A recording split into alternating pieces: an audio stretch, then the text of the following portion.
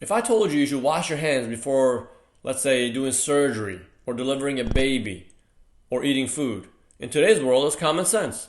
But believe it or not, back in the day, in the mid-1800s, this is not the way things were done. Vast number of people had to suffer in order for the culture to learn eventually from their mistakes. And if it was not for a small minority pushing for change, this progressive, small, very common sense type of thing would not have happened. So we're gonna look at this video as a lesson to be learned about the dangers of engaging in cultural bias. All right, let's get it.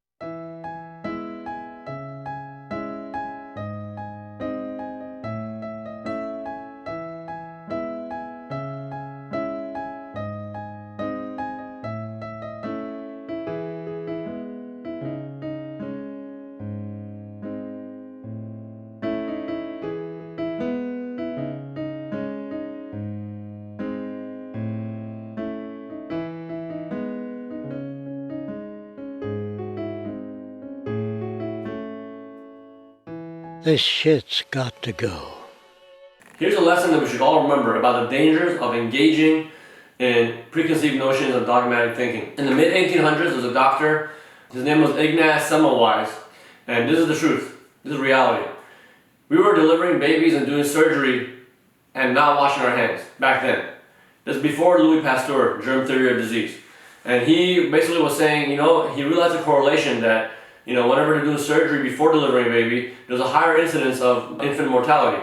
And he published papers after paper, trying very hard to show people through evidence that this is happening. And people did not agree with him. They simply did not agree with him. And they thought he was crazy after a while because he was being so, he was persisting so much.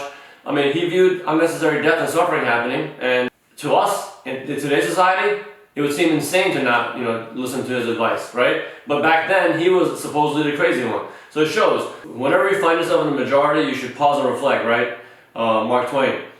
Yeah, and that's, like a good book to study this is The Crowd, a study of the popular mind, where it shows that when people get caught up in mainstream thinking, they lose their sense of objectivity because they're pressured by the environment around them, by the social atmosphere. So we're easily, the power of suggestion through crowd manipulation, it happens a lot. It happens on a subconscious level because we are social organisms. We're meant to operate in groups.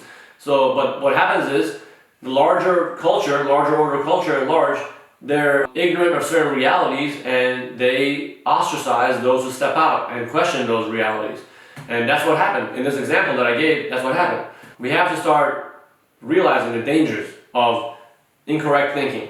Okay, that is, like what I always say, that is the first step in sustainability. We have to start thinking and analyzing the world the correct way. Okay, so looking at that example and looking at many other examples historically, such as the fact that they're just opening up more and more hospitals to deal with outbreak of viruses and disease, hundreds of years ago. And no matter how many doctors were produced, no matter how many establishments were created to service disease and deal with it, until somebody came along and said, we should actually start treating our water supply. Maybe that's actually what's causing the sickness.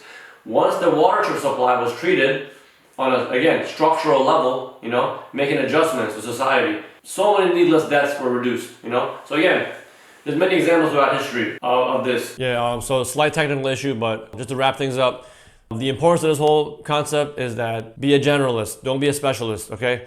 The free market system, capitalist system, it thrives off of creating specialists, all right, who only specialize in doing a certain job. Why?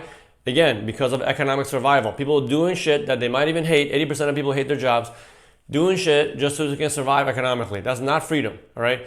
You want to be a generalist. You want to absorb as much as you can from multiple fields of knowledge. That way, an educated public can actually fight back against the system. Fight, in a sense, meaning evolving out of it, not fighting against anything. You create a new reality that makes the previous one obsolete. Start absorbing information from different fields of knowledge. Don't pride yourself on your specialization. And yeah, so if we start doing that, we become more aware, and an aware public can actually know what direction to go towards. All right. Thank you guys for watching the video. Peace. See you next time.